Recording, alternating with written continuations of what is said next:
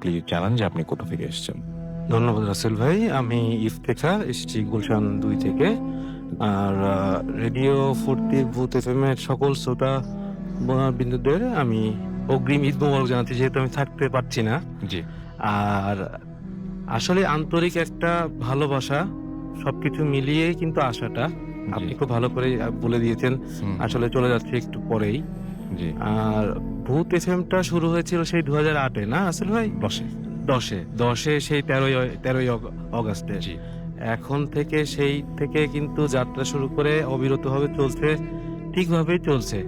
জি, সেটাই আরকি। আর সেটাই সব সব শ্রোতা বন্ধুদের কাছে এটাই আরকি শেয়ার করা যে আমরা অনেক কিছু দেখি, অনেক কিছু ফিল করতে পারি আমরা। আমাদের অনেক ইন্দ্রিয় গ্রাহ্য অনেক কিছু হতে পারে না, যেটা কিনা আমাদের বিশ্বাসের বাইরে। বাট এর মধ্যেও লজিক্যালি চিন্তা করেও কিন্তু আমরা অনেক সময় অনেক কিছু খেই হারিয়ে ফেলি। তো এই পৃথিবীতে অবশ্যই কিছু না কিছুর যেটা এক্সিস্টেন্স বলেন অথবা এর কোনো পরিচয় আছে বলেন, এটা আছে, আমাদের ধর্মেই আছে, জিন অবশ্যই থাকবে।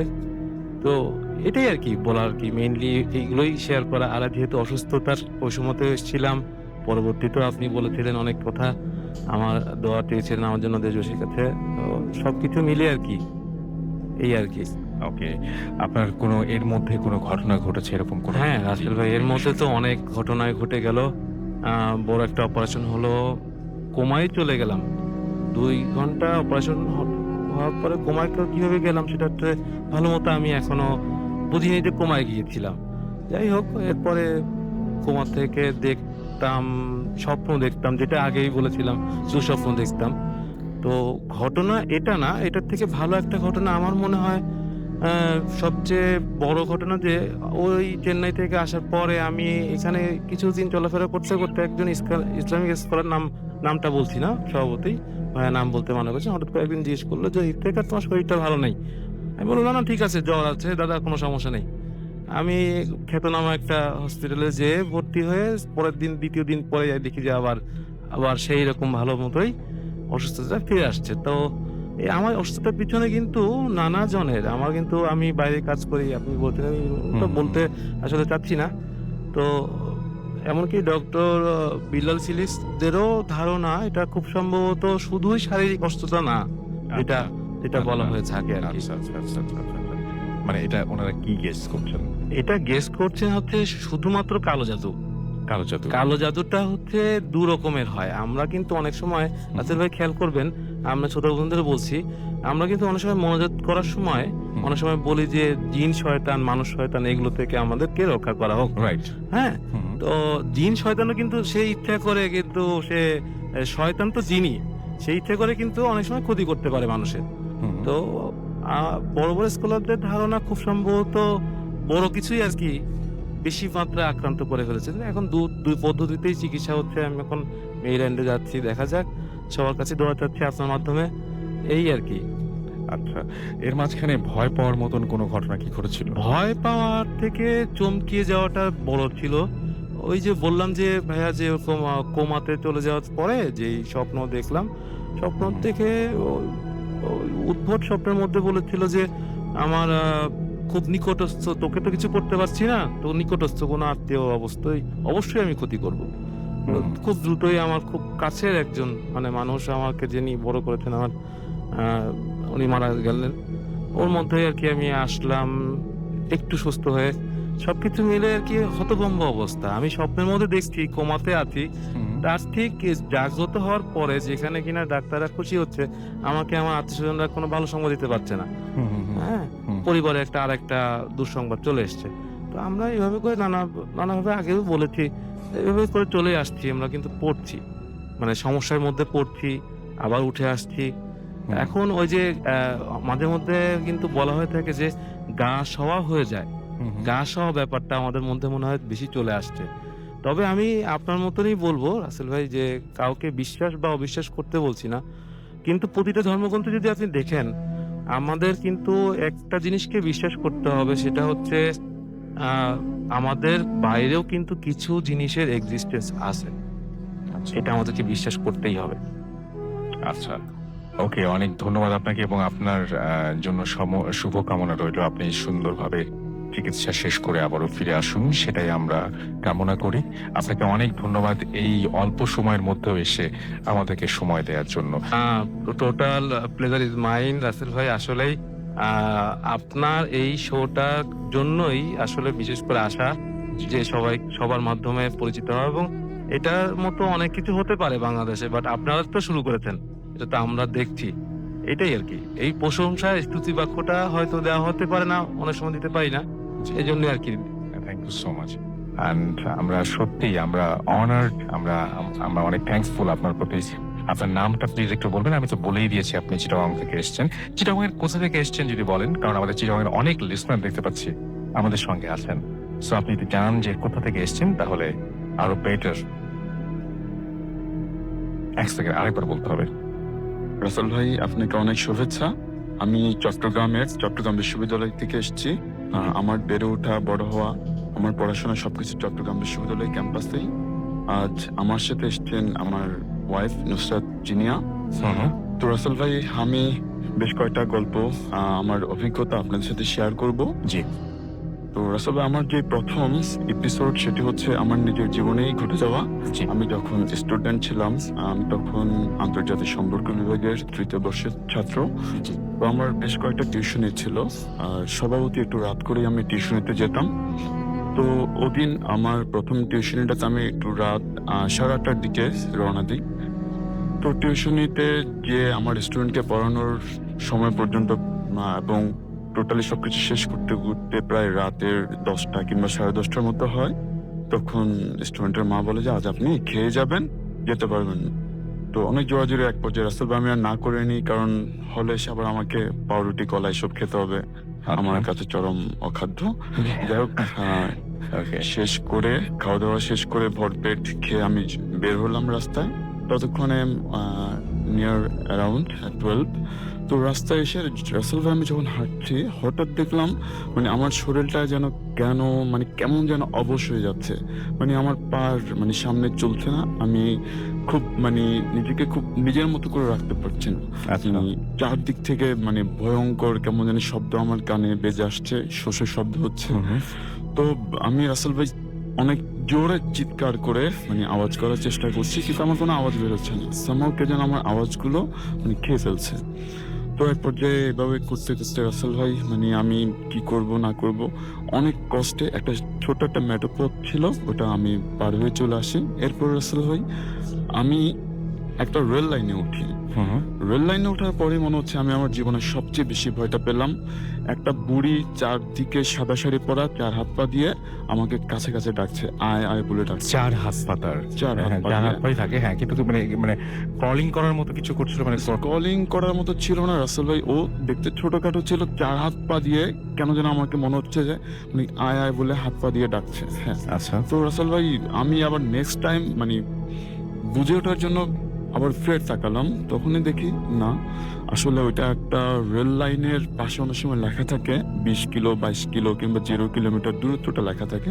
তো মনে একটু সাহস পেলাম যে না, আমি হয়তো লোহার মাঝখানে এসছি বলেই অনভিপ্রেত যেই চরিত্রটি আমার সাথে ছিল, কিংবা যে আগন্তুক কিংবা যে ভূতটি আমার শরীরের সাথে মিশতে চেয়েছিল, অনেকটা ঘাবড়ে গিয়েছিল। তো যাই হোক, আমি রেল লাইনের মাঝখান দিয়ে আস্তে আস্তে একটা পিচ ঢালা রাস্তার মধ্যে চলে আসি। তো ওখানে দেখি একটা দোকান খোলা, মনে একটা সাহস আসলো। জাস্ট একজন দোকানদারে বসে আছে, একটা বাতি জ্বালানো।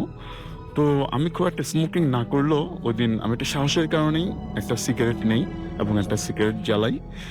তো রাস্তা দিয়ে হাঁটছি, ততক্ষণে রাত প্রায় 12:30টার মতো, 12:30টার চেয়ে বেশি। তো হাঁটতে হাঁটতে রাসেল ভাই দেখলাম আমার পিছনে 8-10টি কুকুর আমার পিছন পিছন আসছে। আচ্ছা। খেয়াল করলাম পিছনে কুকুর, বাট ছায়াগুলো অনেক দূর পর্যন্ত যাচ্ছে, যত দূর যাওয়ার কথা না, এবং আকাশে কোনো চাঁদ কিংবা জ্যোৎস্না ছিল না যে কুকুরগুলোর ছায়া সামনে পর্যন্ত যাবে। তো সে পর্যায়ে আমি একটু বেশি ঘাবড়িয়ে যাচ্ছি, পিছন ফিরে দেখলাম কুকুর আছে, সামনে অনেক দূর ছায়া। তো আমি হাঁটছি, আবার পিছনে কুকুর দেখছি, দুইটাকে আমি ম্যানেজ করার চেষ্টা করছি। এক পর্যায়ে দেখলাম পিছনে কোনো কুকুর নেই, বাট ছায়াগুলো কিন্তু আমার সাথেই আছে। এবং আরেকটা মজার ব্যাপার হচ্ছে, যখন আমি আমার ছায়া দেখি, কুকুরের ছায়া দেখি না, আবার কুকুরের ছায়া দেখি, আমার ছায়া দেখি না। তো এরকম করতে করতে রাসেল ভাই আমি আলটিমেটলি ক্যাম্পাসে প্রবেশ করি। ক্যাম্পাসে প্রবেশ করার পর চিটাগং ইউনিভার্সিটির একটা সেন্ট্রাল ফিল্ড আছে, তো ওই ফিল্ডটার পাশেই অনেক মানে বিভিন্ন নানা বাজে কথা কিংবা ভূত প্রেত কথাগুলো একটু বেশি শোনা যায়। তো আমি মাঝখানে কিছুটা বেটার ফিল করছিলাম। ওখানে আসার পর দেখি চারদিক থেকে মানে ভয়ঙ্কর শব্দ এসে আমাকে ক্রাশ করার চেষ্টা করছে। মানে অ্যাকচুয়ালি মনে হচ্ছে একটা ভ্রমণের দল কিংবা মৌচাক মানে যেরকম ছুঁড়ে আসে তেড়ে আসে ওইভাবে আসছে। তো রাসেল ভাই আবার হঠাৎ করে আমার মানে সাউন্ডটা স্টাক হয়ে যায়, বন্ধ হয়ে যায়। আমি অনেক জোর করে চিৎকার করার কিংবা গান করার চেষ্টা করি আমার ভয়কে কাটানোর জন্য, কিন্তু মানে আমি গান কিংবা কোনো শব্দই করতে পারি না। চারদিক থেকে শব্দগুলো এসে আমাকে কেন জানি চেপে মানে পিচঢালা রাস্তার উপর বসাই দিচ্ছিল এবং আমি আর না পেরে বসেই যাচ্ছিলাম। এরপর আমি চিন্তা করলাম, মানে চিন্তাটা করার সুযোগ হচ্ছিল যে আমি যদি বসে যাই হয়তো আমি মানে এখানেই আমি শেষ। তারপর আমি কেমন যেন একটা শব্দ করে অনেক জোরে মানে যতটুকু শক্তি ছিল দৌড়ানোর চেষ্টা করলাম। এরপর আমি যতটুকু ভালো হওয়ার পর শুনেছিলাম আমি একটা গার্ড ঘরে এসে পড়ে যাই এবং আমার যখন চেতনা ফিরে তখন আমি হলের আমার রুমে শুয়েছিলাম। দেখি আমার সামনে অনেক লোক।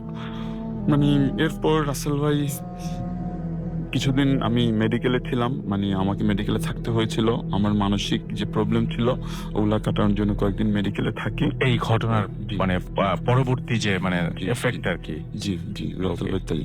ওকে, তারপর আপনি এখন মোটামুটি সুস্থ আছেন? এখন সুস্থ। ওকে, আপনার সাথে আপনার ওয়াইফ আছেন? আমার সাথে আমার ওয়াইফ হ্যাঁ, আমরা আছে। একটু কথা বলে শুনি আমরা। আচ্ছা, এই যে আরেকটা মাইক্রোফোন আছে আমাদের কাছে, সেটা দিয়ে আমরা শুনি। হ্যাঁ, আপনার নামটা একটু আমরা শুনি এবং আপনি তো আপনি একটু আমাদের জানান। আগে নামটা শুনি। আমার নাম হচ্ছে নুসরাত দিনিয়া। নুসরাত, আপনি জানতেন যে আপনার হাজবেন্ডের এই যে সাথে এই সমস্ত ঘটনাগুলো যে ঘটেছিল এগুলো আপনার জানা ছিল? হ্যাঁ, আমাকে বিয়ের পর কিছুটা আচ্ছা, বিয়ের পরে কিছুটা বলেছে। বিয়ের পরে আর কোনোদিন ভয় পেতে দেখেছেন? না না, সেরকম কোনো ভয় পাই নাই। মাঝে মাঝে দুঃস্বপ্ন দেখলে হয়তো চিৎকার দেয় রাতের বেলা। সেটাও কি ভাইয়া আপনার কি আসলে ওই আগের ঘটনার পরিপ্রেক্ষিতেই আপনি দুঃস্বপ্ন দেখেন এরকম কিছু?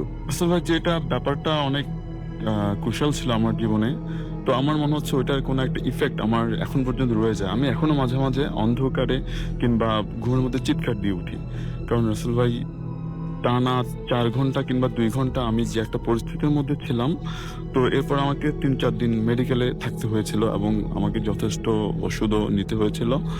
তো এখন একটু কম, বাট সামহাও আমার কাছে মাঝে মাঝে এখনো ব্যাপারটা ঘটে থাকে। ওই ব্যাপারটা ভুলে যাওয়াটা আসলে আপনার জন্য হয়তো কখনোই সম্ভব না। Thank you very much. আমরা আরেকটা ঘটনায় যাব এবং এই ঘটনাটি আমাদের কাছে ইমেল করেছেন একজন, আমরা সেটা পড়ব এবং যেভাবে ইমেল করেছেন সেভাবেই পড়ছি। লিখছেন, হাই রাসেল ভাই, আশা করি ভালো আছেন। আমি কিছু কারণে স্টুডিওতে আসতে পারবো না। আমার ঘটনা যদি ভালো লাগে তাহলে আশা করছি পড়ে শোনানো হবে। কথা না বাড়িয়ে ঘটনাতে চলে যাই। আমার নাম জয়। ঘটনাটা ঘটে 2011 সালে আমাদের সাথে। আমার ভাইয়া কোনো একটা কারণে বিষ খেয়ে ফেলে এবং তাকে তখন ঢাকা মেডিকেলে অ্যাডমিট করা হয় এবং তাকে অপারেশন করার পর তাকে হলে রাখা হয়, একটা হলে রাখা হয় এবং যেখানে টয়লেটটা অনেক দূরে এবং প্রায় 5 মিনিট হাঁটা লাগে। ভাইয়ার এই অবস্থার জন্য আম্মু সারা রাত ভাইয়ার সাথে থাকে এবং আমার নানুও থাকে। রাত 2:30 বাজে, তখন আম্মু টয়লেটে যাবে আমার নানুকে নিয়ে, এবং যদি নানু চলে যায় আম্মুর সাথে তাহলে ভাইয়ার সাথে কেউ থাকবে না, তাই নানু রয়ে গেল এবং আম্মু টয়লেটের দিকে হাঁটা শুরু করলো। তো তখন মেডিকেলের প্রায় সবাই ঘুমাচ্ছে, সবকিছুই মানে শুধু কিছু মানুষ জেগে আছে আর নার্স কয়েকজন জেগে ছিলেন। তো আম্মু যখন মেয়েদের টয়লেটের দিকে পৌঁছালেন, আম্মু দেখলেন যে টয়লেটগুলো ভেতর থেকে লক করা এবং আম্মু মনে করলেন যে ভেতরে হয়তো কেউ আছে, তাই আম্মু ওয়েট করা শুরু করলেন। 10-20 মিনিট কেটে গেল, বাট কারো কোনো শব্দ পাওয়া যাচ্ছে না বা কেউ বেরো হচ্ছে না। তখন আম্মু আরো 10 মিনিট ওয়েট করলো এবং তারপরও কিছু হলো না। তখন আম্মু টয়লেটের ডোরটা সিম্পল একটা ধাক্কা দিল এবং ডোরটা খুলে গেল। বাট আম্মু যখন প্রথম এসেছিল তখন ডোরটা লক করা ছিল। তখন আম্মু ভাবলো যে হয়তো ডোরটা আটকে ছিল, তাই খুলে নাই। যাই হোক, আম্মু টয়লেটের ভেতরে যখন ঢুকলো অ্যান্ড ডোরটা যখন আবারও লক করলো, তখন হঠাৎ লাইট অফ হয়ে গেল। আম্মু ভাবলো কেউ হয়তো অফ করে দিয়েছে। দেন আম্মু ডোরটা ওপেন করতে চাইলো, ওপেন হচ্ছিল না। অনেক চেষ্টা করলো কিন্তু ডোর ওপেন হচ্ছে না। আরেকটা কথা, সেটা হচ্ছে যে এই টয়লেটে আশেপাশে কোনো কেবিন নাই এবং শুধু একটা ডেড বডি রাখার রুম রয়েছে। কেবিন হল নাই, জাস্ট ডেড বডি রাখার জন্য একটা রুম রয়েছে। আম্মু ভয় পেয়ে গেল এবং চিৎকার করলো কিন্তু কেউ আসলো না। দেন আম্মু যখন তার মোবাইলের টর্চটা অন করলো এবং পিছের দিকে ঘুরলো, আম্মু কেন যেন ওই জিনিসটা দেখার জন্য আম্মু প্রস্তুত ছিল না। আম্মু দেখলো একটা মেয়ে যার শরীরের পুরোটা রক্তাক্ত এবং তার চোখগুলো খুবই হরবল ছিল এবং এটা দেখে আম্মু চোখ বন্ধ করে জোরে চিৎকার দিল এবং চোখ খুলে দেখলো কিছু নেই। তখন আম্মু নানুর কাছে কল দেওয়ার ট্রাই করলো, বাট নেটওয়ার্কের প্রবলেমের কারণে কল যাচ্ছিল না। অনেক ট্রাই করলো, বাট কল তারপরেও যাচ্ছিল না। এত কিছুর প্রেশার আম্মু নিতে না পেরে সেন্সলেস হয়ে যায়। দেন এতক্ষণ হয়ে গেল, আম্মু না আসায় ভাইয়াকে ফেলে নানু টয়লেটের কাছে আসলো অ্যান্ড ডোর লক দেখে নার্সকে ডাক দিল। দেন নার্স কিছু মানুষ আনলো এবং ডোরটাকে ভাঙলো এবং ভেতর থেকে আম্মুকে চেম্বারে নিয়ে গেল এবং আম্মুর সেন্স ফিরল যখন, তখন আম্মুর সব ঘটনা বললো এবং নার্সরা তখন বলল যে রাতের বেলায় প্রায় সময় এই টয়লেটটাতে এমন কিছু ঘটনা আমরা শুনতে পাই। এটা ছিল আমার ঘটনা। এই ঘটনাটি পাঠিয়েছেন যিনি, তার নাম হচ্ছে এমডি তারিকুল ইসলাম জয় এবং তিনি মতিঝিল, ঢাকা থেকে ঘটনাটি পাঠিয়েছেন। থ্যাংক ইউ ভেরি মাচ আমাদেরকে ঘটনা পাঠানোর জন্য। আশা করছি যে আপনাদের কাছ থেকে পরবর্তীতে আমরা আরো ঘটনা পাবো। আপাতত আমরা ছোট্ট বিরতিতে চলে যাবো এবং বিরতির পরে আবারও চলে আসবো আমরা আমাদের ফেসবুক পেজ পোস্ট নিয়ে তখন আলোচনা করবো। আপাতত বিরতি নিচ্ছি। স্টে টিউনড রেডিও ফুর্তি অ্যান্ড ডোন্ট স্টপ দ্য ফুর্তি।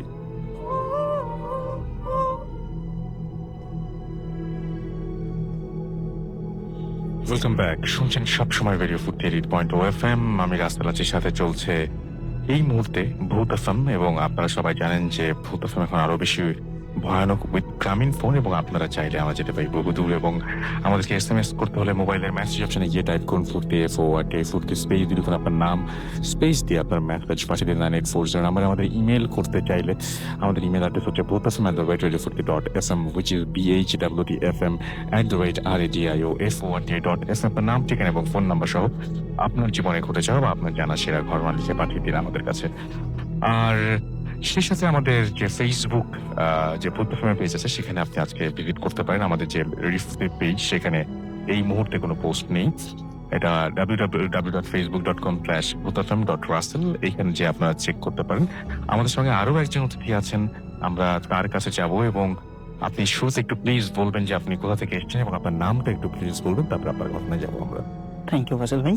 আমি শান, এসেছি ঢাকা থেকে। জি। আজকে আমি যে স্টোরিটা শেয়ার করতে এসেছি সেটা বেসিক্যালি আমার ফ্রেন্ডের গার্মেন্টসে হয়ে যাওয়া একটি ঘটনা। থ্যাংকস টু আরজু, আমার ফ্রেন্ড। ঘটনাটি হয় আসলে মিরপুরে একটি বিল্ডিংয়ে। এটা 1 নম্বরই পড়েছে, চিড়িয়াখানা রোডে। 14 তলা বিল্ডিং। তো আমার ফ্রেন্ডরা যেটা করে যে ওরা 9 তলায় ফ্লোরটা ভাড়া নেয়, বাট ওরা ভাড়া নেওয়ার আগে এই ফ্লোরটা প্রায় 5 বছর খালি ছিল এবং কেন যে এতদিন এই ফ্লোরটা খালি ছিল কেউ জানে না, বাট ভাড়া হতো না। এটা 2014 সালের জানুয়ারি মাসের ঘটনা। তো ওরা ভাড়া নেওয়ার পরে মানে গার্মেন্টস অ্যাক্টিভিটি শুরু করার জন্য কিছু তো সাজাতে হয় বা মানে অনেক মেশিন বসাতে হয়। তো কাজকর্ম যখন চলছিল, একদিনের ঘটনা, আমার ফ্রেন্ড এবং সাথে 2টো ওয়ার্কার সহ ওরা কাজ করছে। আচ্ছা। তো লাঞ্চ আওয়ারে আমার ফ্রেন্ড যেটা করে যে নিচে যাবে লাঞ্চের জন্য, সাথে মানে একজন ওয়ার্কারকে নিয়ে যায় অন্য ওয়ার্কারের লাঞ্চটা দিয়ে দিবে। আচ্ছা। তো ওরা নিচে নামে, লাঞ্চ কিনে, অন্য ওয়ার্কারের জন্য লাঞ্চ কিনে। তো যখন ওরা ব্যাক করবে, গার্মেন্টসের নিচে এসেছে, হঠাৎ দেখে যে ওয়ার্কারকে ওরা মানে গার্মেন্টসে রেখে এসেছিল উনি নিচে দাঁড়িয়ে আছে এবং উনি বলছে যে উনি উঠবে না। কেন, কি প্রবলেম হচ্ছে ওনারা চলে আসার পরে যে ওয়ার্কার একা ছিল এই ফ্লোরে, উনি ওনার থেকে 3 থেকে 4 হাত দূরে শুনতে পাচ্ছে পেরেক ঠোকার আওয়াজ। আচ্ছা। ঠক ঠক ঠক করে পেরেক ঠুকছে ধরনের আওয়াজ। তো উনি খুব ঘাবড়ে যায় মানে এত স্পষ্ট একদম এত 3 থেকে 4 হাত দূরে কিভাবে এই ধরনের আওয়াজ হয়। তো উনি যেটা করে যে মানে প্রথমে ভাবছিল যে হয়তো আশেপাশের কোনো ফ্লোর থেকে বা উপর নিচে কোনো ফ্লোর থেকে হচ্ছে কিনা, এটা ভাবছিল, বাট আসলে সেরকম কিছু না। এটা কন্টিনিউ করার যখন মানে হচ্ছিলই, তখন উনি ভয়ে মানে ফ্লোর থেকে নিচে নেমে আসে, বিল্ডিং থেকে নিচে নেমে আসে। এরকম প্রায় ওর গার্মেন্টসটা রেডি করার জন্য 1 থেকে 1.5 মাস সময় লেগে যায়। এরকম হচ্ছিলই, এরকম চলছিল অনেক কিছু। ও ওয়ার্কারদের বলে এগুলি যাতে কাউকে না বলে, কারোর কাছে শেয়ার না করে। তো একটা সময় গার্মেন্টস রেডি হয়ে যায়, গার্মেন্টসের অ্যাক্টিভিটি স্টার্ট হয়। সরি, প্রথম যেটা হয়, একদিন লাঞ্চ আওয়ারটা তো সবসময় গার্মেন্টস ফ্লোর এমটি হয়ে যায়, সবাই লাঞ্চের জন্য চলে যায়। তো ওর রুমটা আলাদা, মানে ফ্লোরের মধ্যে ওর রুমটা গ্লাস করা আলাদা একটা রুম। তো হঠাৎ করে শুনছে মানে একটা মেশিন থাকে, হিট মেশিন, যেটাকে ফেব্রিক হিট করতে দেওয়া হয়।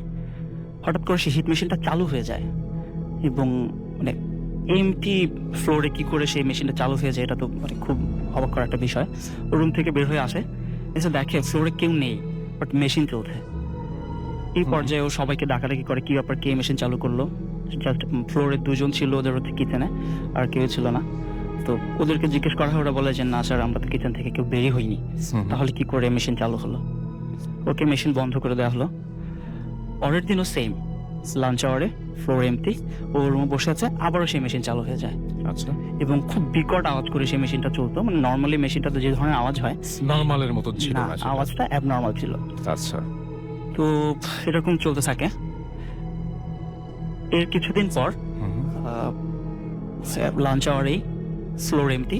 তো বুয়া ফ্লোরটা পরিষ্কার করছিল, যেহেতু সন্ধ্যা পরে তার বুয়া আসতে পারে না। তো ফ্লোর পরিষ্কার করছিল, 2 জন বুয়া ফ্লোর পরিষ্কার করছে, আমার ফ্রেন্ড ও ফ্লোরে আছে, সবকিছু দেখছে। তো ঝাড়ু দিচ্ছে একজন বুয়া। তো ও হঠাৎ করে শুনছে একজন বুয়া মানে কার সাথে যেন কথা বলছে, মানে বলছে, মানে বুয়া বলছে যে আমি তো ইচ্ছা করে করিনি, আমি তো ইচ্ছা করে আপনার গায়ে বাড়ি দিইনি, এরকম করে বলছে। তো ও তাকিয়ে যেটা দেখে যে ওই বুয়াটা উবু হয়ে ঝাড়ু দেওয়া অবস্থায় যেভাবে ছিল ঠিক ওভাবেই আছে, ওভাবেই কথা বলছে, বাট সে মানে সোজা হয়ে দাঁড়াচ্ছে না। এবং শেষ পর্যন্ত যেটা করে যে ডাক দেয়, বুয়া কি হলো, হুম, তুমি কার সাথে কথা বলছো। তো ও নাকি উনি মানে ওই বুয়া নাকি উঠতেই পারে না এবং ওই অবস্থায় উনি ফেন্ট হয়ে পড়ে যায়। আচ্ছা, এরপরে যেটা হয়, উনি প্রায় মানে উনি কথা বলতে পারছিল না, ওনাকে ধরে বাসা নিয়ে যাওয়া হয়। পরে 1 সপ্তাহ উনি অসুস্থ থাকেন এবং এই 1 সপ্তাহ উনি কথা বলতে পারেননি। এটা কিন্তু খুব অদ্ভুত বলেছেন আপনি, যে ঝাড় দেওয়ার যে ব্যাপারটা বললেন, হ্যাঁ, মানে এই ব্যাপারটা কিন্তু খুবই অদ্ভুত। হ্যাঁ, ওনার মানে 1 সপ্তাহ পর যখন উনি নর্মাল হন, হুম। মানে উনি 1 সপ্তাহ কথা বলতে পারেননি। ওনার ফ্যামিলি যেটা করেছে যে বুয়া লেভেল যেহেতু, সো ওরা সরাসরি মানে হুজুর টুজুর এই জাতীয় কিছু আর কি করে। হুজুর মানে কি করে, ঝাড়ফুঁক করার পরে যেটা বলে হুম, যে এখানে মানে 13 জন জিনের একটা গ্রুপ আছে এই আচ্ছা। ফ্লোরটাতে। আচ্ছা, আচ্ছা, তো 1 সপ্তাহ পরে যখন বুয়া নর্মাল হয়, উনি যখন কথা বলতে পারে, তখন ওনার কাছ থেকে যেটা জানা যায়, হুম, উনি ঝাড়ু দেওয়া অবস্থায় উনি দেখতে পান যে ওনার ঝাড়ুটা একজন লোকের পায়ে বাড়ি খেয়েছে আচ্ছা, এবং ওনার হাঁটুর নিচ পর্যন্ত উনি দেখতে পাচ্ছে জোব্বা পরা, যে একদম। জোব্বা, সে জোব্বা দেখতে পাচ্ছে। এবং পায়ে বাড়ি লাগার পরেই ওনাকে জিজ্ঞেস করে, মানে ওই লোকটা, হুম, যে ওই লোকটার চেহারা তুমি দেখতে পাননি, উঁচু হতে পারছিলেন না, জিজ্ঞেস করে যে তুই কেন আমার পায়ে বাড়ি দিলি। তখন সে বুয়া বলে যে আমি তো ইচ্ছা করে দেইনি। তো ওই জোব্বা পরা লোকটা বলে যে আমি তোকে ভালো থাকতে দিব না। এরপরেই 1 সপ্তাহ উনি এরকম অ্যাবনর্মাল ছিলেন। এরপরে যেটা হয়, এর কিছুদিন পর হুম, আমার ফ্রেন্ড, ওর রুমের চাবি একটাই, আচ্ছা, ওর কাছে থাকে, অন্য কারোর কাছে চাবিটা ছিল না। ও রাতে ফ্লোর অফ করে, রুম অফ করে চলে যায়। পরদিন সকালে এসে দেখে, দরজা খুলে রুমে যখন ঢুকে, রুমের সব কিছু উলটপালট, ইভেন কম্পিউটারের কিবোর্ড পর্যন্ত নিচে পড়ে আছে, সমস্ত কাগজপত্র, ডকুমেন্টস যা কিছু আছে সব কিছু ছড়ানো ছিটানো। বাট ওর রুমে তো এন্ট্রান্স করার কোনো সিস্টেমই নেই, যেহেতু চাবি শুধু ওর কাছেই আছে। হুম, তো সবাইকে ডাকাডাকি করে, কি ব্যাপার, কি হলো, এটা কিভাবে সম্ভব। ফ্লোরের সিকিউরিটি গার্ডদেরকে ডাকে। তো গার্ডরা পর্যন্ত বলে যে স্যার, আসলে আপনারা তো সন্ধ্যার পরে সবাই রাতে চলে যান, হুম। এখানে যে রাতে কি হয় এটা শুধু আমরাই জানি। আমরা যে কত কষ্টে এখানে থাকি এবং কত দোয়াদুরি করে যে কত ভয়ের মধ্যে এখানে থাকি, এটা আসলে আর কেউ জানে না।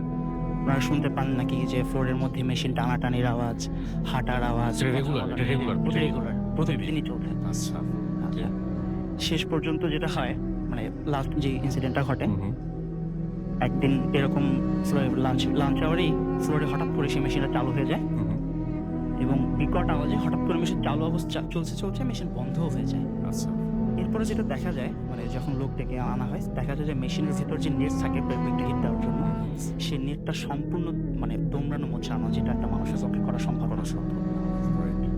এরপরে তো আর মানে সব ওয়ার্কাররা ভয় পেয়ে যায় এই ধরনের অ্যাক্টিভিটিসের ফলে। আস্তে আস্তে ওয়ার্কাররা চলে যেতে থাকে, অনেক ওয়ার্কার কাজ করতে চায় না সেখানে। আচ্ছা তো অন্য কিছু প্রবলেম হতো, যেমন ওদের ওয়াশরুমে অনেক ওয়ার্কারই ফেন্ট হয়ে যেত, গেলেই ফেন্ট হয়ে যেত।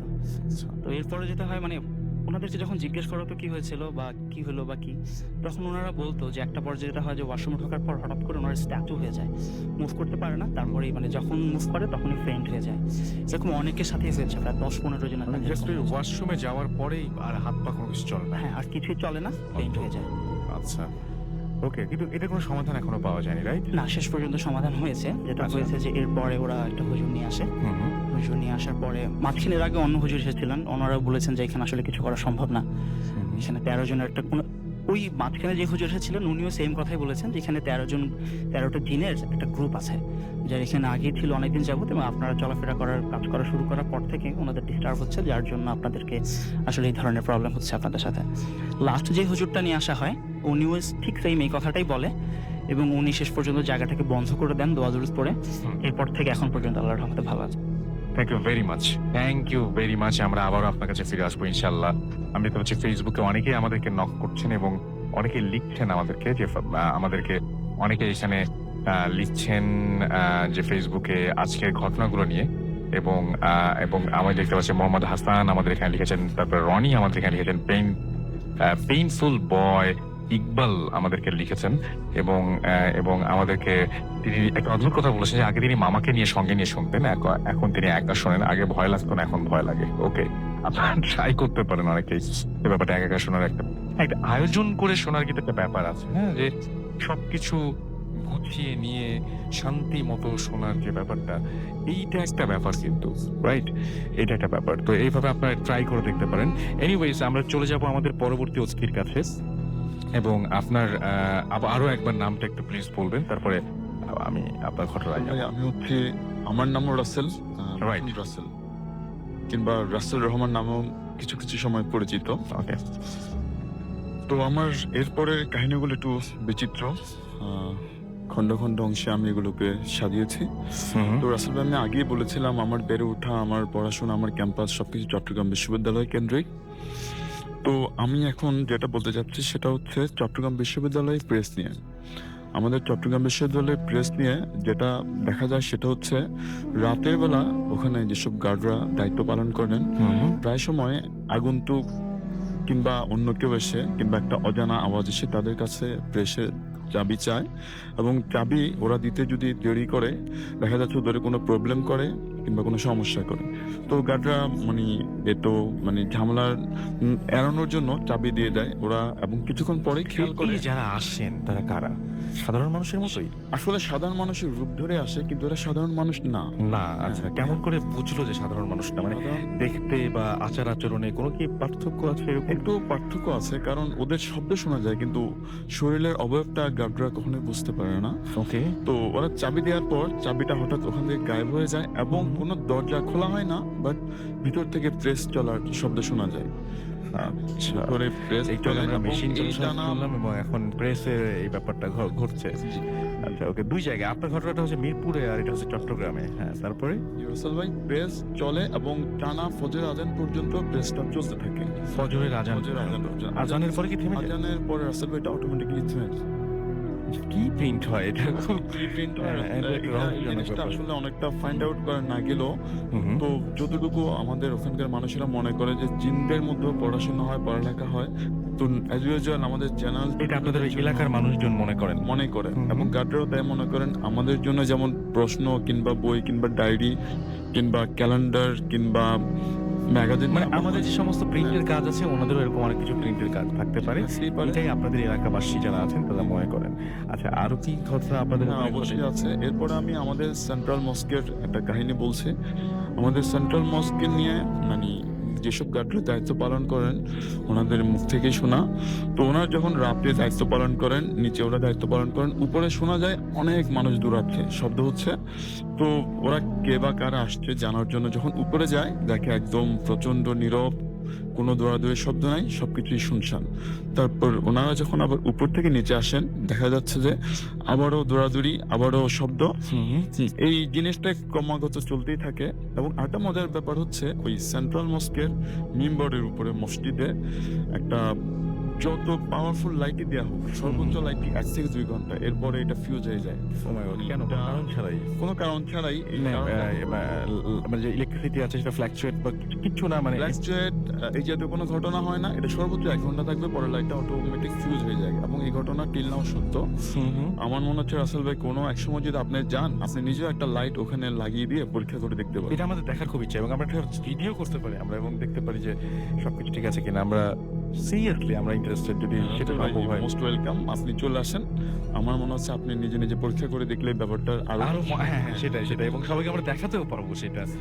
ওকে, আমরা মাঝখানে আপনাকে একটু থামাই। সেটা হচ্ছে যে একটা জিনিস, সেটা হচ্ছে যে আপনি তো 1 ইঞ্চি চিটাগং থেকে এসেছেন, তারপর আপনার নাম রাফেল।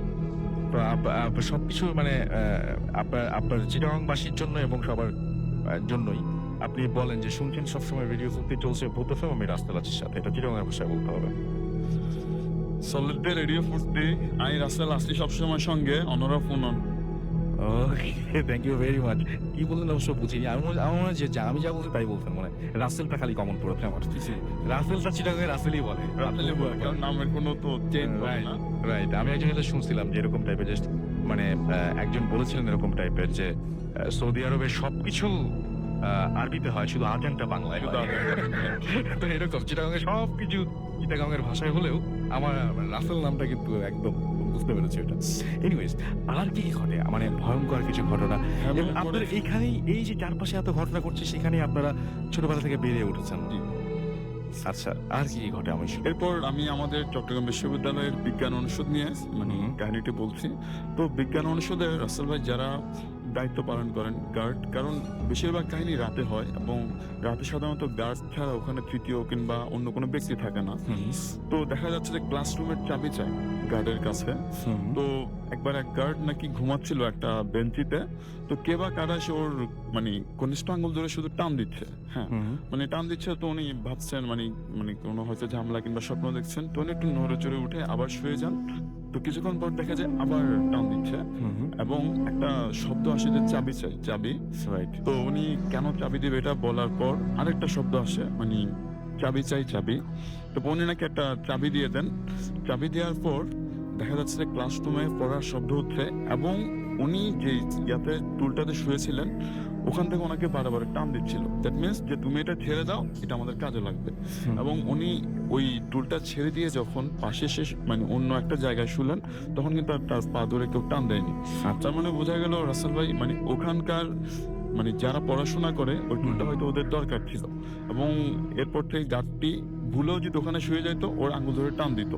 মাঝে মাঝে হয়তো অনেক খেয়াল করতেন না, শুয়ে যেতেন। কিংবা একের সময় এক এক ধরনের গার্ড আসে, তো সবাই তো আর জানে না, স্পেশালি যারা নতুন আসে ওদের সাথে এই ব্যাপারটা খুব বেশি পরিমাণে ঘটে। ওকে, সো আপনারা এই যে এগুলোকে ছোটবেলা থেকে জানতেন সবকিছু, যে এখানে এরকম ধরনের ঘটনাগুলো ঘটে বা এরকম কিছু? আসলে আমার তো বেড়ে ওঠা, যেটা আগে বলেছিলাম ওখানে, তো ওই কাহিনীগুলো মানে আমার নিজের সাথেও কিছুটা ঘটেছে। তারপরে শোনা কিংবা ওখানকার যারা গার্ড, কখনো যদি ওদের সাথে দেখা হতো কিংবা বিভিন্ন ভাবে আমরা তথ্যগুলো পেয়ে থাকি কিংবা সংগ্রহ। তো কোনো সময় এরকম হয় যে একা রাতের বেলায় ফেরার সময় মনে হয় যে একা না, মানে ফেরা ঠিক হবে না, ভয়? ডেফিনেটলি মনে হয়। ইভেন কিছুদিন আগেও আমি নিজে ফুটেজ শুনছিলাম। তো আমি নিজে শোনার মানে মাধ্যমে এতটাই ভিতরে ঢুকে গেছি, কিংবা ওদিন আমার সাথে বাইরে একটা মানে বাজে ঘটনা ঘটে।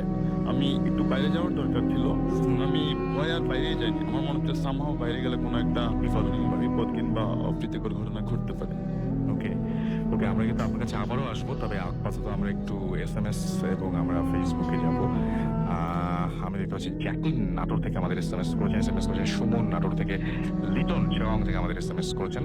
আমরা চিটাগংয়ে আরো SMS চাই। আচ্ছা, আমরা আরো চাই, কারণ চিটাগংয়ে আমাদের এখন তো একজন অতিথি আছেন, যিনি অনেক ঝামেলা সত্ত্বেও আমাদের এখানে আছেন।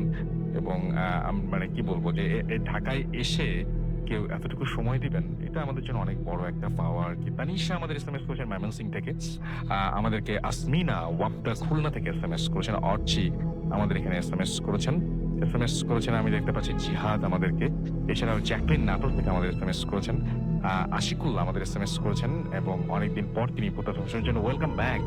খালিদ আমাদের এসএমএস করেছেন এবং তিনিও অনেকদিন পরে শুনছেন। লিটন মিরপুর থেকে লিখেছেন don't stop the food day, specially ঈদে ব্যাপার তিনি এটা বলেছেন। ওকে, ঈদিতে আমাদের এসএমএস করেছেন ময়মনসিংহ থেকে, মানিক আমাদের এসএমএস করেছেন মুকিত এবং শিমু নেত্রকোনা থেকে, ইহাম আমাদের এসএমএস করেছেন ঝিনাইদহ থেকে। এছাড়াও আরো অনেকেই আছেন। আপনি যদি এসএমএস করতে চান মোবাইলের মেসেজ অপশনে গিয়ে টাইপ করুন ফুর্তি FORTI ফুর্তি, স্পেস দিয়ে লিখুন আপনার নাম, পেজ দিয়ে আপনার মেসেজ পাঠিয়ে দিন 940 নাম্বারে। এছাড়াও আমি রেখেছি সাব্বির ইমন, আমাদের ইসলাম ইমন আমাদের লিখেছেন যে আজকে তিনি প্রথম শুনছেন এবং খুব ভালো লাগছে। থ্যাংক ইউ ভেরি মাচ আমাদের সঙ্গে থাকার জন্য এবং বুদ্ধাসমকে বেছে নেওয়ার জন্য, এবং আপনারা আশা করছি আপনি ভবিষ্যতেও মানে আগামী সপ্তাহ থেকে রেগুলার হয়ে যাবেন। শোয়েব চৌধুরী আমাদের সাথে আছেন, এছাড়াও আমাদের সাথে রয়েছেন দেখতে পাচ্ছি প্রশান্ত, এছাড়াও সাকিব আহমেদ আমাদের সাথে রয়েছেন MD আলিয়া হাসান, এছাড়াও রয়েছেন আমাদের এখানে সোহানুল ইসলাম নিহিল, এছাড়াও ইয়াসিন আরাফাত আমাদের সাথে আছেন, জাহিদুল ইসলাম তন্ময়, মাহমুদ হুসাইন ফেরদৌস, এছাড়াও স্মিতা সরকার কাঞ্জি, এছাড়াও আমাদের সাথে রয়েছেন দেখতে পাচ্ছি রাজন কান্তিনাথ, এছাড়াও আরো অনেকেই আমাদের সাথে রয়েছেন এবং আশা করছি যে বাকি সময়টাও আমাদের সঙ্গে থাকবেন এবং আপনাদের মূল্যবান মতামত জানাবেন যে কোন ঘটনা আপনার ভালো লাগছে, কোন ঘটনা আপনার ভালো লাগছে না, এটা অবশ্যই জানাবেন। এবং যারা ঈদে বাড়ি যাচ্ছেন, বাড়ি থেকে যখন ফিরবেন তখন রিটার্ন টিকিটের সাথে সাথে অনেকগুলো ঘটনাও নিয়ে ফিরবেন, আশা করছি সেটাই। আমরা চলে যাব আমাদের একটা ছোট্ট বিরতিতে এবং বিরতির পরে আমরা আবারও ফিরে আসছি। সেই পর্যন্ত আশা করছি সাথেই থাকবেন। Stay tuned, Radio Furti, and don't stop the Furti.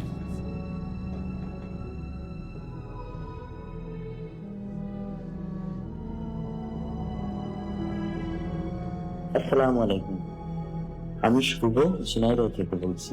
তো সরাসরি আমি আমার ঘটনায় চলে যেতে রাসেল ভাই, শুরুতেই বলে রাখি আমি এখনো জিম করা পুলিশটা করি, আমি এখনো পুরোপুরি সুস্থ হয়ে উঠতে পারি নাই। তো আমার একটি ছোট্ট একটি ঘটনা আমি তাদের সাথে শেয়ার করছি।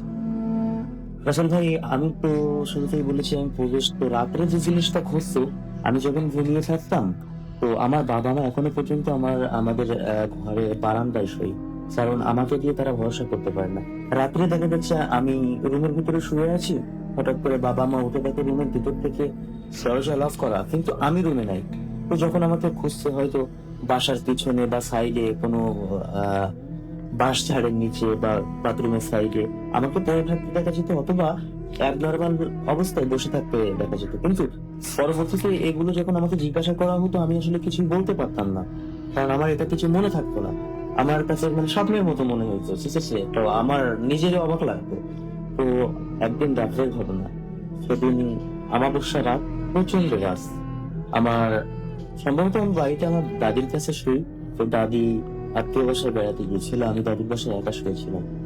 তো এটা 2013 সালে 14 ফেব্রুয়ারি আগের রাতে, মানে 13 ফেব্রুয়ারি রাতে। তো হঠাৎ করে আমি স্বপ্ন দেখছি যে আমি বিছানা থেকে উঠলাম।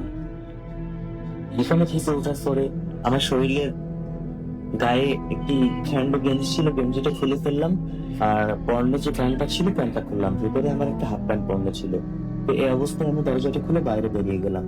সকাল ভাই বলে রাখি, এই অমাবস্যার রাত্রে কিন্তু আমার যেন কেন যেন মনে হচ্ছে যে আমি দিনের বেলায় বেরিয়েছি, আমার কাছে সবকিছু পরিষ্কার মনে হচ্ছে। তো তারপরে হাঁটতে হাঁটতে আমাদের বাসা থেকে 5-7 মিনিট হাঁটলেই আমাদের গোরস্থান। তো গোরস্থানের ভিতরে আমি হাঁটতে হাঁটতে গেলাম, যার পরে সমস্ত গোরস্থানের ভিতরে আমি ঘোরাফেরা করলাম। ঘোরাফেরার পরে হঠাৎ দেখলাম একটি কবরস্থানের পাশে একটি গোলাপ ফুলের গাছ এবং অনেক পরিমাণ গোলাপ ফুল। এবার আসেন ভাই, আর একটা কথা বলে রাখি, আমাদের কবরস্থানে কোনো গোলাপ ফুলের গাছ নেই। তো সেখান থেকে আমি একটা গোলাপ নিলাম। গোলাপ ফুল নেওয়ার পরে আমি আমাদের কবরস্থানের প্রাচীরের উপর উঠলাম। প্রাচীরের উপর উঠার সাথে সাথে প্রাচীরের উপর থেকে যখন লাফ দিলাম, অটোমেটিকলি আমি শূন্য ভেসে যাচ্ছি। মানে কি বলবো, আমি বাতাসের মতো শূন্য ভেসে আছি। এইভাবে ভাসতে ভাসতে ভাসতে ভাসতে ভাসতে ভাসতে আমি যখন ভাসছি, তখন আমার নিচে আমি দেখতেছি অনেক সাপ, এবং হিংস্র জন্তু আমাকে আক্রমণ করার জন্য নিচের থেকে নিচ দিক থেকে লাভ দিচ্ছে, কিন্তু আমাকে ছুঁতে পারছে না। আমি ভাসতে ভাসতে ঠিক আমাদের বাড়ির সামনে যেয়ে গেলাম। তারপরে গোলাপ ফুলটা নিয়ে আমি আমার দাদির রুমের ভিতরে ঢুকে গোলাপ ফুলটা আমার একটা ডায়েরির পাতার ভিতরে রেখে আমি ওভাবে ঘুমিয়ে পড়লাম। রাসেল ভাই, আমি যখন সকালে ঘুম থেকে উঠি তখন আমার প্রচন্ড পরিমাণ শরীর ব্যথা। আমি আসলে বোঝাতে পারবো না, এত পরিমাণ ব্যথা আমি নিতে পারছি না। তো হঠাৎ আমার মনে হলো স্বপ্নের কথা, একটু একটু একটু একটু মনে হলো। তারপরে হঠাৎ করে মনে হলো গোলাপ ফুলের কথাটা।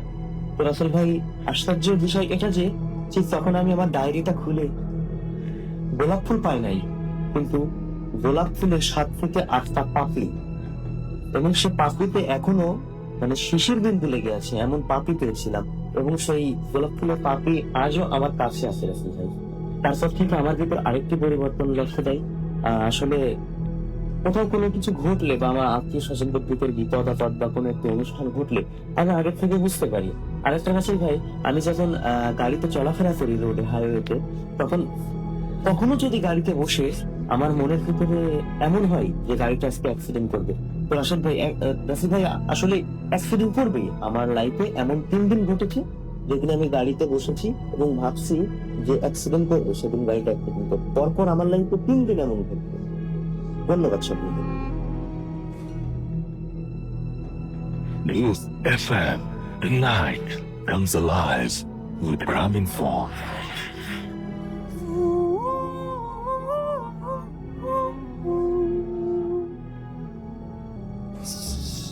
Welcome back.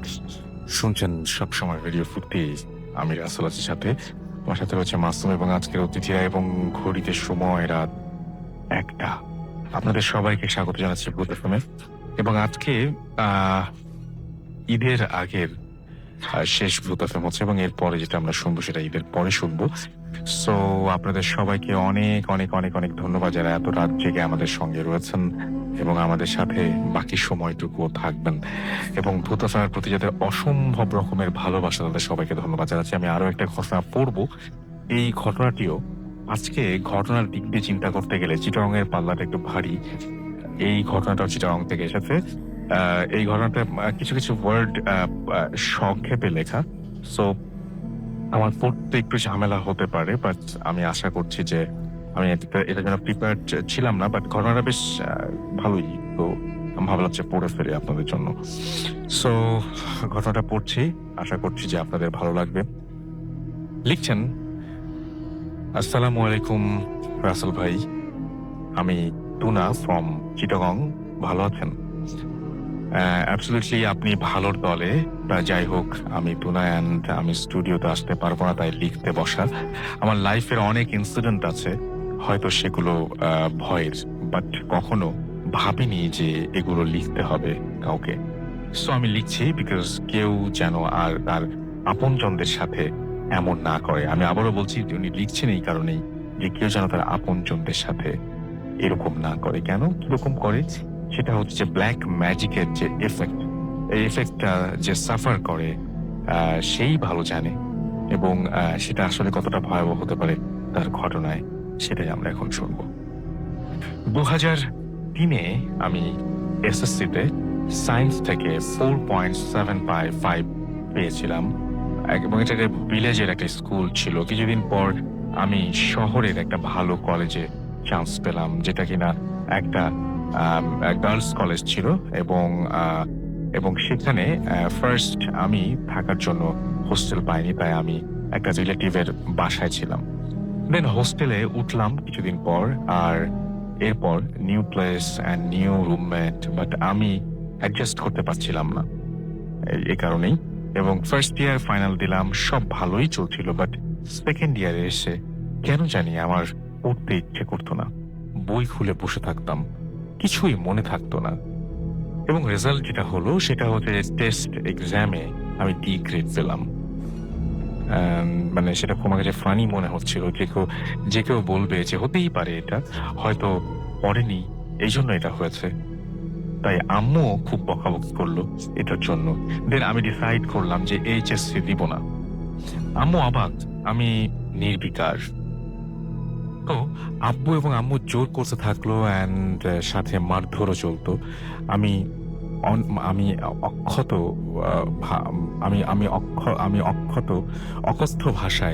আমি অকথ্য ভাষায় সবসময় গালাগালি করতাম। আম্মু আমাদের বাসায় কারো অসুখ হলে ডক্টরের কাছে নিয়ে যেত, তাই আম্মু আমাকে একজন চিটাগং মেডিকেল কলেজের মেন্টাল মানসিক রোগের চিকিৎসক আর কি তার কাছে নিয়ে গেলেন। আমি নাম বললামই না, বাট তিনি বললেন যে কিছুই হয়নি। বাট আমি জানি যে আমার ভেতরে কি চলছে।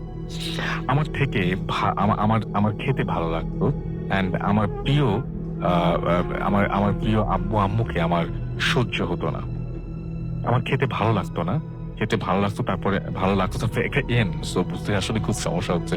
যাই হোক, আমার খেতে ভালো লাগতো না, অ্যান্ড আমার প্রিয় আব্বু আম্মুকে আমার সহ্য হতো না। শুধু কাঁদতাম। একদিন তো মানে বইপত্র অ্যান্ড কাপড় চোপড় গুছিয়ে নিলাম, চলে যাব বাসা থেকে।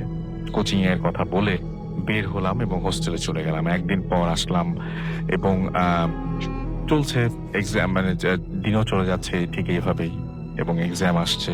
হয়তো আমি আমার কষ্ট গুছিয়ে লিখতে পারছি না। যাই হোক, কোনো মতে এক্সাম দিলাম। এভরিডে আমি ঝগড়া করছি এবং যেটা নিয়ে অ্যান্ড খাওয়া দাওয়া বন্ধ আমার ছিল এবং আছে, এবং একদিন বা 2 দিন পরে আমি খাই এবং গ্র্যাজুয়ালি আমার মাথা থেকে চুল পড়তে শুরু করলো এবং মাথায় দাগ দেখা দেওয়ার উপক্রম হলো। এবং আমি বুঝাতে পারছি না,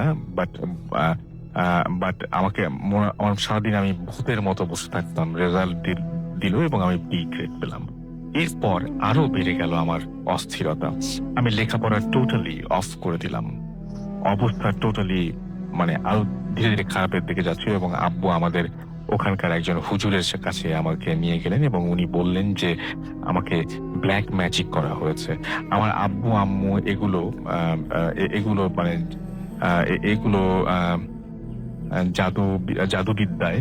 জাদুবিদ্যায় কোনোই বিলিভ করতেন না, এবং আগেই বলেছি তারা আমাকে মেন্টাল পেশেন্ট মনে করতেন এবং একজন মেন্টাল ডক্টরও সেই কারণে দেখানো হয়েছিল। বাট তিনিও কিন্তু আমাকে ভালোই বলেছিলেন, যদিও এগুলো আমাকে জানানো হয়েছিল আরো অনেক পরে। যাই হোক, ওই হুজুর বলল যে এটা একটা মগা জিন দিয়ে করানো হয়েছে। এটা অলমোস্ট তখন 3 বছর হয়ে গেছে, এবং উনি বললেন যে আমি যাতে আমার লাইফে ভালো কিছু করতে না পারি সেটার জন্যই এরকম একটা, এবং আমার সবকিছুর বদলে যেন অস্থিরতা বেড়ে যায় সেটার জন্য এটা করা হয়েছে। এবং যারা এই ব্ল্যাক ম্যাজিকটি করেছে তারা আমার চুল নিয়েছে এবং আমার পায়ের মাটি নিয়েছে, খুব ডিফিকাল্ট। আমার খাবারের উচ্ছিষ্ট নিয়েছে। আব্বু বিলিভ করলো, বাট আরো একজন হুজুরকে দেখালো। সেইম কথাই সেই হুজুরটিও বললো, এবং আব্বু ওনাদেরকে দিয়ে আমার এটা কাটালো। উনি আমাকে কিছু পানি দিলেন অ্যান্ড কিছু তেল দিলেন মাথায় দেওয়ার জন্য। আমার আস্তে আস্তে চুল পড়া কমে গেল অ্যান্ড অস্থিরতাটাও মোটামুটি। বাট কারা রেসপন্সিবল সেটা উনি বললেন না। হুজুররা নাম বলেন না, বিকজ এটা মানা আছে ওনাদের। এখন আমি বুঝতে পারছি যে আমার তখন আর মানে 100%-এর মধ্যে 20% হচ্ছে ভালোটা। পাবলিক ইউনিভার্সিটিতে আব্বু ফর্ম তুললো, বাট আব্বু ফর্ম বাট আমাকে নিতে পারলো না। আমি পড়বই না। আচ্ছা, ফর্ম তুললো বাট আমাকে নিতে পারলো না, আমি পড়বই না। টাইম ছিল চলে যাচ্ছিল এবং ভর্তির না পেরে আব্বু অনার্সের ফর্ম নিল আমাকে না বলেই একটা প্রাইভেট ইউনিভার্সিটি থেকে। আমি যোগ্য ছিলাম, যদিও ওই পাবলিক ইউনিভার্সিটিতে হয়তো ভর্তি পরীক্ষা দিয়ে আমি চান্স পেয়ে যেতাম। কিছুদিন পর আমার ক্লাস স্টার্ট হলো। আমাকে যেভাবে ঠিক মানে পড়াশোনা যেভাবে চলে ঠিক সেভাবে আব্বু আমাকে নিয়ে গেল এবং চলছিল সবকিছু। খুবই স্পেলিং এর ঝামেলা। আমি খুবই সরি যে আমার বারবার করে আটকে যাচ্ছে। আমি এটা জানতাম না, এবং 3 মাস পরে আমি বললাম যে আমি পারবো না, আমি প্রাইভেটেও পড়তে পারবো না। আম্মুকে দিয়ে বলালাম এবং আমি ওনার কাছে আমাকে নিয়ে যেতে চাইলেন, বাট আমি যাইনি।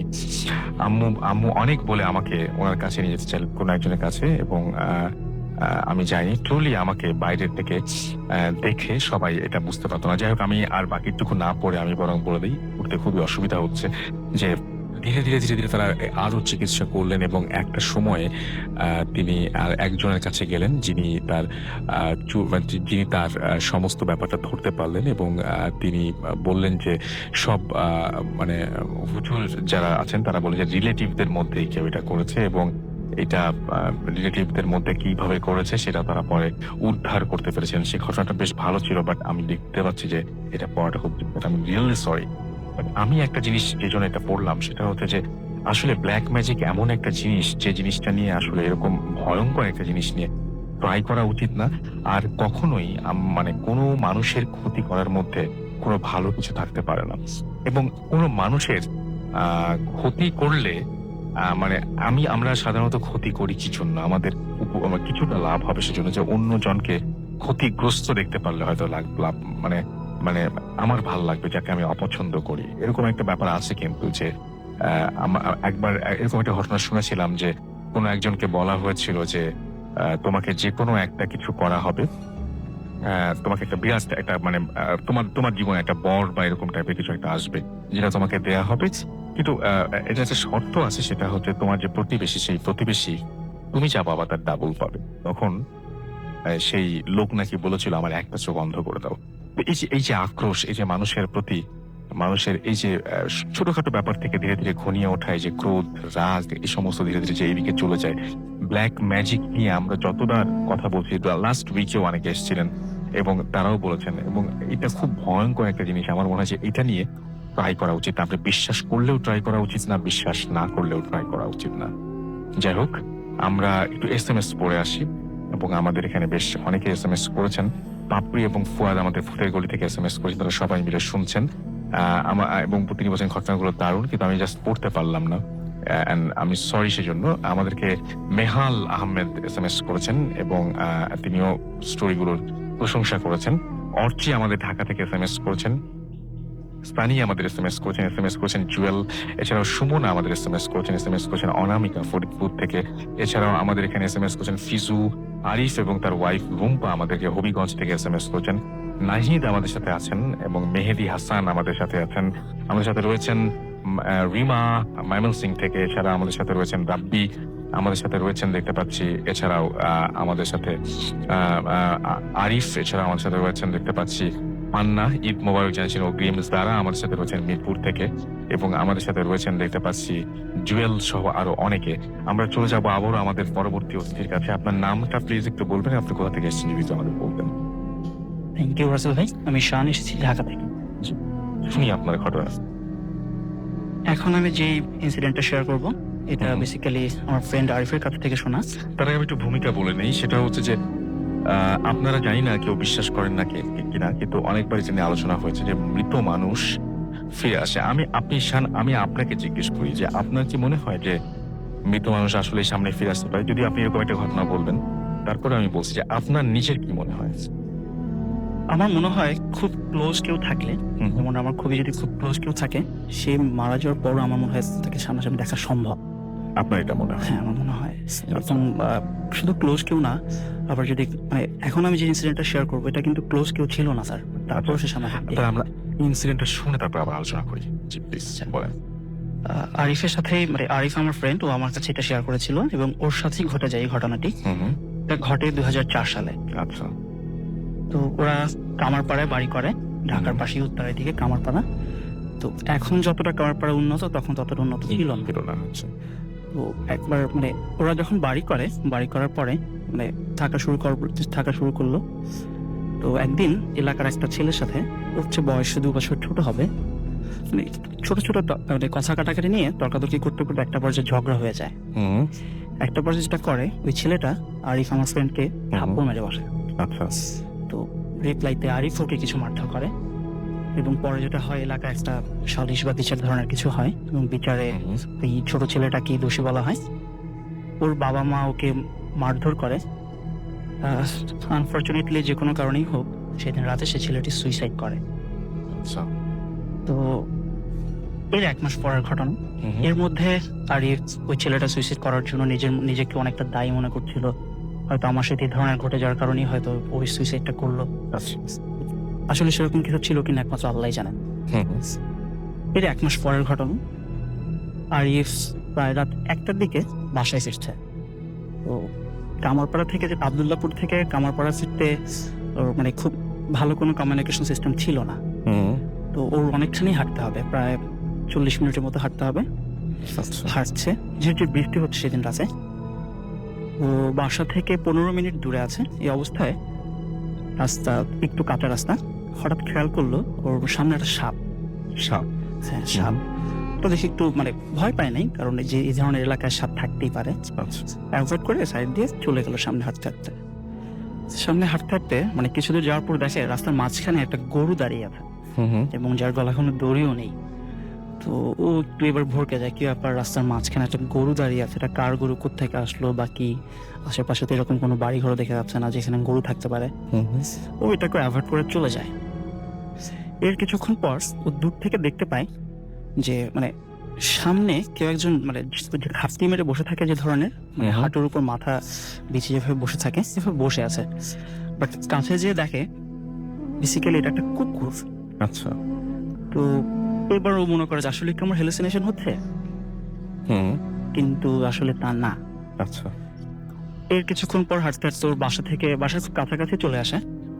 বাসার থেকে প্রায় 2 মিনিট মানে হঠাৎ করে ওর পিছন থেকে ওর ঘাড়ে কেউ একজন হাত দেয়। আচ্ছা। ঘুরে যায়, আসে কেউ নাই। সো ভয় পেয়ে যায়, কি ব্যাপার, কি হলো।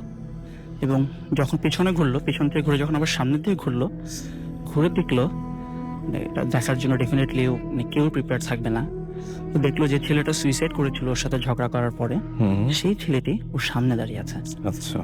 এবং ও যেভাবে মানে ছেলেটা সুইসাইড করেছিল গলায় দড়ি দিয়ে, ও যখন ওর লাশ দেখতে গিয়েছিল গলায় দড়ি দিয়ে অবস্থায় ছেলেটার চেহারা যেরকম সব মনে ছিল। হ্যাঁ, মনে ছিল। 1 মাস আগের ঘটনা, ওর তো মনে থাকারই কথা যেহেতু ওর সাথে ঝগড়া হয়েছিল।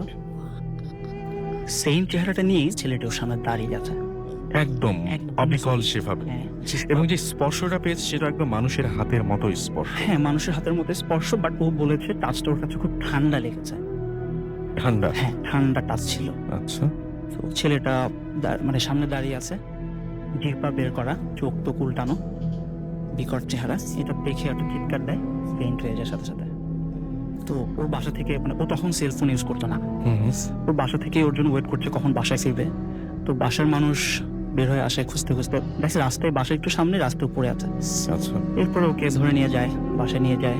পরদিন সকালে যখন ও মানে নর্মাল হয় তখন সবাইকে এগুলি বলে, বাসার মানুষকে বলে। বাট বাসার মানুষ জিনিসটা কাউকে না বলে করে কি, এলাকার হুজুরকে, ওই এলাকার একজন হুজুর আছে, মসজিদের হুজুর, উনি অনেকদিন যাবত এই এলাকায় প্রায় 20-25 বছর যাবত, ওনাকে ব্যাপারটা শেয়ার করে। উনি বলে যে মানে হয়তো ওই যে ছেলেটা সুইসাইড করেছিল, নাম হচ্ছে জাকির। জাকির হয়তো মানে ওর উপর কোনো একটা ধরো ক্ষোভ বা এই ধরনের কিছু একটা ছিল, যার জন্য ওকে এই ধরনের ভয় দেখিয়েছে। এবং ওকে বলে যে তুমি একটা কাজ করবা, নেক্সট ফ্রাইডেতে জুম্মার নামাজের পরে ওর কবরের সামনে দিয়ে ওর কাছে একটু দোয়াদুরি করে কবরটা জিয়ারত করে একটু ক্ষমা এই ধরনের কিছু চেয়ে নেয়া। তো মানে আসলে কি এই ধরনের কোনো কিছু সম্ভব কিনা, কোনো মৃত ব্যক্তির সামনে চলে আসা। বাট এটা যে হ্যালুসিনেশন ছিল না, এটা কনফার্ম, এটা একদম 100% কনফার্ম না? শিওর। এবং কারণ ও টাচ পেয়েছে, এটা বড় কিছু না, ঘাড়ে টাচ পেয়েছে। আচ্ছা, কিছু কিন্তু কথা হয়নি দুজনের মধ্যে? কোনো কথা হয়নি। ওর কোনো কথা হয়? পিছন ফিরে যখন আবার সামনের দিকে ফিরলো, ওর থেকে মাত্র 1 হাত দূরে দাঁড়িয়ে আছে। এবং ও মানে এটা তো আসলে ও নিজে তো যেহেতু আমার কাছে বলেছে, মানে ও সবচেয়ে ভালো বলতে পারতো। মানে একটু ভয়ঙ্কর কোনো দৃশ্য হয় না। 1 মাস আগে ওর সাথে ঝগড়া হওয়া ছিল, যারা সুইসাইড করে মারা যায়, এবং সেই মুহূর্তে সে ছেলেটা ওর সামনে ঠিক ওই অবস্থায় দাঁড়িয়ে আছে, একটু ভয়ঙ্কর কোনো কিছু হয় না। অনেক ধন্যবাদ আপনাকে। এবং আমরা মানে আপনি নিজে কি মনে করেন যে আপনার সামনে যদি হঠাৎ করে এই মুহূর্তে যারা শুনছেন আমাকে, তাদেরকে জিজ্ঞেস করছে যে আপনার সামনে যদি হঠাৎ করে এরকম একজন মানুষ এসে সামনে দাঁড়ায়, যে যাকে আপনি একসময় চিনতেন এবং যিনি এই পৃথিবীতে আর বাস করেন না, সেই মানুষটি আপনার সামনে এসে দাঁড়ায় এবং আপনার সাথে কথা বলতে চায় বা কমিউনিকেট করতে চায় আপনার সাথে, মানে ব্যাপারটা কেমন? আসলে ব্যাপারটা ভয়ঙ্কর তো বটেই, ব্যাপারটা বেশ অস্বাভাবিক। এবং আমার মনে হয় না যে কেউ এই ব্যাপারটাতে রাজি হবেন। আপনাদের কেউ কিরকম আছেন যে খুবই পছন্দের কোনো মানুষও যদি আসেন সামনে এবং তিনি যদি এসে কথা বলতে চান, তাহলে আপনি কথা বলবেন? এটা হতে পারে আপনার প্রিয় মিউজিশিয়ান হতে পারেন, আপনার প্রিয় অ্যাক্টর হতে পারেন, আপনার যে কেউ। আমি যারা মিউজিক পছন্দ করেন তাদেরকে বলি যে কোনো মিউজিশিয়ানই হয়তো আপনার সামনে আসলো, আপনার সবসময় পাগল ছিলেন তার জন্য, তিনি এসে তার সাথে কমিউনিকেট করতে আপনি কি চাইবেন, মানে যেই হোক না কেন, বা খুব পরিচিত কেউ, বন্ধু, আমার মনে হয় না। আসলে মানুষ যখন এই জগৎ থেকে অন্য একটা জগতে চলে যায়, তখন সেই মানুষটা এই যে অতিক্রম করার একটা এই যে অতিক্রম করে আরেকটা জগতে চলে যাওয়া, তারপরে সেই মানুষটাকে সামনাসামনি দেখার ব্যাপারটা মনে হয় কেউ কল্পনা করতে পারে না। আমার তাই মনে হয় আপনারা নিশ্চয়ই সেটা অবশ্যই আমাদের জানাতে পারবেন। এবং আমি অনেকের কাছে শুনেছি আপনারা এমনিতে ইউটিউবে খোঁজ নিতে পারেন, দেখতে পারেন, আপনারা গুগল করে দেখতে পারেন, এবং আপনারা দেখবেন যে অনেকেই এই ব্যাপারে অনেক মতামত দিয়েছেন, এটার উপরে অনেকেই মতামত দিয়েছেন। অনেকে এরকমও বলেছেন যে কম বয়সী মানুষ যখন মারা যান, তাদের অস্তিত্ব নাকি বেশি টের পাওয়া যায়। আপনারা দেখতে পারেন, ইন্টারনেটে আপনারা দেখতে পারেন যে কম বয়সী মানুষ যখন মারা যায়, তাদের অস্তিত্ব নাকি বেশি টের পাওয়া যায়। আবার যখন বেশি বয়স্ক মানুষ মারা যায়, তাদের অস্তিত্ব নাকি কম টের পাওয়া যায়। যারা হুট করে মারা যান বা এরকম যে সুইসাইড করেন, তাদের অস্তিত্ব নাকি প্রবলভাবে বা প্রখরভাবে পাওয়া যায়। আপনারা দেখতে পারেন এরকম নানান ধরনের মতামত রয়েছে। আমরা জানি না কোনটা সত্যি কোনটা মিথ্যা, তবে আমাদের এক এক ধরনের মানুষের এক এক ধরনের বিশ্বাস রয়েছে, এবং সেই বিশ্বাস নিয়ে আমরা বেঁচে থাকি, এবং সেই বিশ্বাসের কারণেই আমরা ভয় পাই, সেই বিশ্বাসের কারণে আমরা নির্ভীক হয়ে উঠি, সেই বিশ্বাসের কারণেই আমরা কোনো জিনিসকে হয়তো এড়িয়ে চলতে পারি। যাই হোক, আমরা আবারও একটা ব্রেকে যাবো, তবে তার আগে বলি, আমাদের যারা SMS করতে চান, মোবাইলের মেসেজ অপশনকে টাইপ করুন 40F480 স্পেস দিয়ে লিখুন আপনার নাম, স্পেস দিয়ে আপনার মেসেজ পাঠিয়ে দিন 9840 নাম্বার। যারা আমাদের ইমেল করতে চান, আমাদের ইমেল অ্যাড্রেস হচ্ছে bhutasm@radio40.fm, which is BHWTFM@radio40FORTI.s। আপনার নাম, ঠিকানা এবং ফোন নাম্বার সহ আপনার জীবনে ঘটে যাওয়া বা আপনার জানা সেরা ঘটনা লিখে পাঠিয়ে দিন আমাদের কাছে। ঘটনার শুরুতে অবশ্যই উল্লেখ করুন যে এই ঘটনাটা আপনি এখানে এসে নিজে শেয়ার করতে চান, নাকি আপনি চান যে আপনার ঘটনা আমরা পড়ে শোনাই। যারা ফেসবুকে আমাদের পেজে যেতে চান, তারা চলে যান www.facebook.com/bhutasm.russell। চলে যাচ্ছে একটা ছোট্ট বিরতিতে, এবং বিরতির পরে আবারও ফিরে আসবো। সেই পর্যন্ত আমাদের সঙ্গেই থাকবেন। Stay tuned to Radio 40 and don't stop.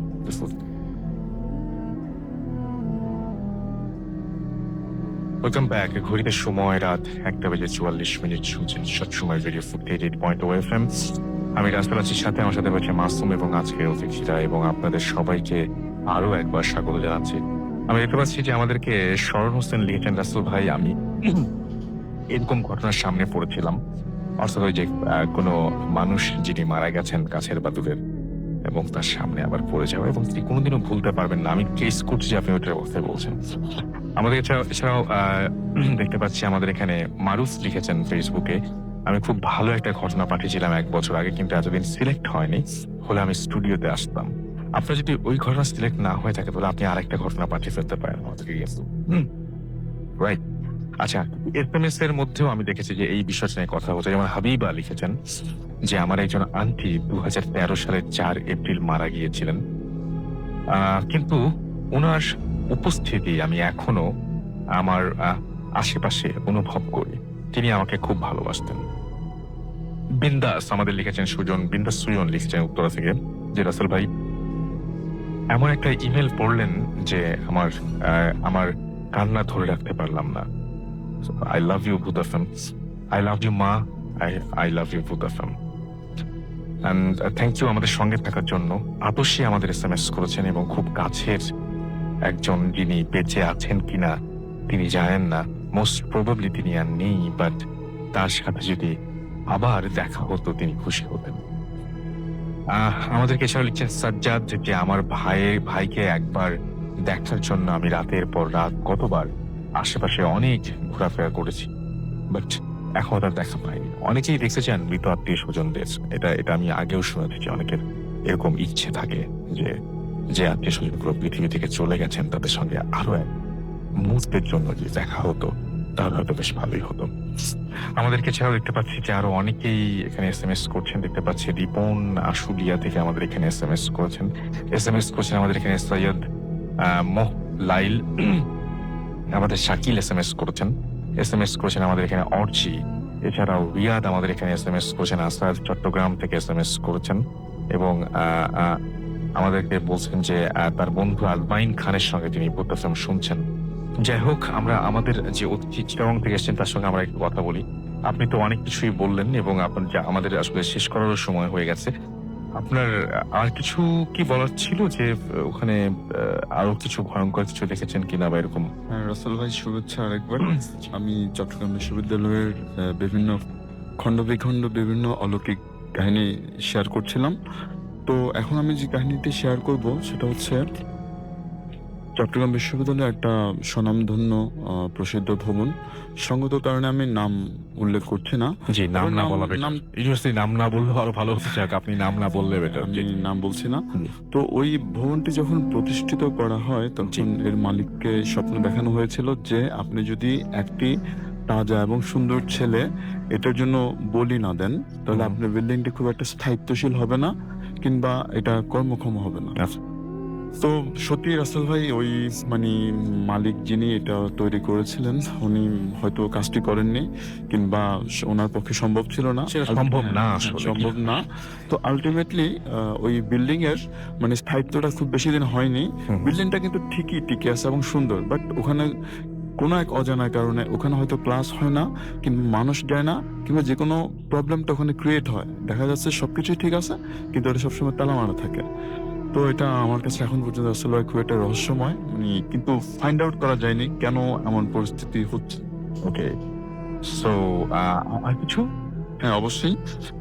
আরেকটা আমি স্টোরি শেয়ার করতে চাচ্ছি, সেটা হচ্ছে চট্টগ্রাম বিশ্ববিদ্যালয় শেয়ার করার সময় অবশ্য না। আচ্ছা আচ্ছা, ছোট্ট করে শুনি। একটু ছোট্ট করে আমি বলে দিচ্ছি। সেটা হচ্ছে চট্টগ্রাম বিশ্ববিদ্যালয়ের এফরোমান হল বরাবর জি অনেক বড় একটা ল্যাম্পপোস্ট ছিল জি। এবং ওখানে সবসময় ফ্লাড লাইট দেওয়া হতো। হুম হুম। এবং আমি মসজিদের যে স্টোরিটা শেয়ার করেছিলাম অনেকটা তারই মতো। তো ওখানেও লাইট দিলে কোনো এক অজানা কারণে লাইটটি মানে দেওয়ার মাত্রই ফিউজ দেখা যাচ্ছে যে কোনো হলে গন্ডগোল, কোনো এক কারণে বিকালবেলা লাইটটা দিয়েছে সন্ধ্যার সময় আর জ্বলছে না এবং আচ্ছা, এত দ্রুত এত দ্রুত। এবং ওই লাইট বরাবর এই প্রমাণ হলের মানে 333, 233, 133 এবং 433-এ পরপর 4 বছরে 4 জনের মানে ফাঁসি দেয় 4 জন আচ্ছা, ছাত্র। আমরা এগুলো সব অবশ্য এত ডিটেল না জানলে ভালো হতো। আচ্ছা, anyways, and thank you very much আমাদের সাথে আপনাদের ঘটনা শেয়ার করার জন্য এবং কষ্ট করে চিটাগং থেকে এই পর্যন্ত এসে আপনার ঘটনা শেয়ার করার জন্য। অ্যান্ড আশা করছি যেভাবে আপনাকে অনেক ধন্যবাদ, অনেক কষ্ট করলেন আমাদের জন্য এবং আপনাদের আবার ফিরে যাবেন কালকে চিটাগংয়ে খুব নিরাপদে আপনারা ফেরেন সেটাই আশা করব। অ্যান্ড ঘড়ির সময় রাত 1:50 আমাদের বিদায় নিতে হবে আসলে। এবং যাওয়ার আগে আপনাদের সবার জন্য থাকলো অগ্রিম ঈদের শুভেচ্ছা। যেখানেই যান না কেন ঈদের সময় আমরা সবাই যাই আপনজনের কাছে, ঘরে ফিরি আমরা। এবং আমার মনে হয় যে একটু নিরাপদে ফেরা উচিত এবং এই ব্যাপারে একটু আপনারা সতর্ক থাকবেন। আমার সেটা মনে হয় যে মানে আমরা যেরকম মনে করি না যে আমরা যে ভূত film শুনছি ঠিক একইভাবে, যেমন মানে আমরা দেখতে পাচ্ছি না কিন্তু ভয় আছে, ঠিক সেইভাবে আমরা দেখতে পাই না হয়তো কিন্তু সবসময় আমাদের চারপাশে বা আমাদের মাঝে আইন কিন্তু আছে। সুতরাং আইন কানুন ভুলে গেলে একেবারে চলবে না। সাবধানে আপনারা আপনাদের গন্তব্যে পৌঁছান। খুব চমৎকার ঈদ করে আবার ফিরে আসুন এবং ঈদের ফিরে আসার সঙ্গে সঙ্গে আপনাদের সঙ্গে নিয়ে আসুন আপনাদের যেখানে যাচ্ছেন সেখান থেকে যত বেশি শুনতে পারেন ঘটনা, সেই ঘটনাগুলো নিয়ে আসুন আমাদের জন্য এবং পাঠিয়ে দিন আমাদের কাছে। এবং সেই প্রত্যাশাতে থাকলাম। আশা করছি যে আপনাদের সাথে আবারও কথা হবে এবং অবশ্যই অবশ্যই অবশ্যই অবশ্যই আমাদের ইমেল অ্যাড্রেসটা আপনারা ভুলবেন না। আমাদের ইমেল অ্যাড্রেস হচ্ছে bhutfm@radiofurti.sm, which is bhwtsm@radiofurti.sm। 22 তারিখে আবারও আপনাদের সাথে কথা হচ্ছে। সেই পর্যন্ত সবাই ভালো থাকবেন, সুস্থ থাকবেন, সুন্দর থাকবেন, মোস্ট ইম্পর্টেন্টলি ফুর্তি থাকবেন। আজকের মতো এখানে শেষ করছি। টাটা।